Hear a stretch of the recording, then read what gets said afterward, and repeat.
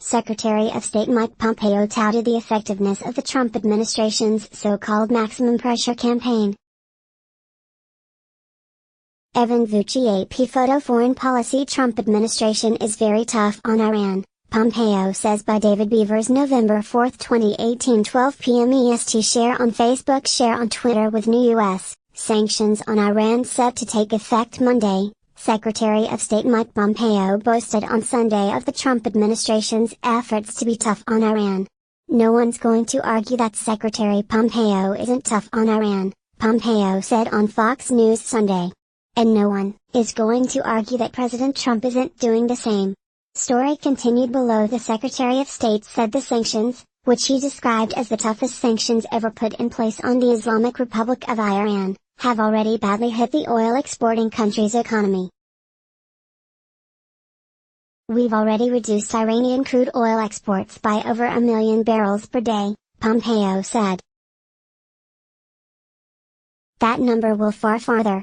The sanctions are being put in place as a result of the Trump administration's withdrawal from the Obama-era nuclear deal with Iran. In addition to targeting Iran's critical oil sector, the sanctions also aim more broadly to force other countries to cut financial ties with Tehran." Foreign policy Pompeo, U.S. to hold Khashoggi killers accountable while maintaining U.S.-Saudi strategic relationship by David Beavers. Pompeo on Sunday touted the effectiveness of the Trump administration's so-called maximum pressure campaign. "I'm very confident that the sanctions that will be reimposed this Monday, not only the crude oil sanctions but the financial sanctions being put in place by the Treasury Department of over 600 designations of individuals and companies in Iran, will have the intended effect, to alter the Iranian regime's behavior," Pompeo said. "That's our expectation.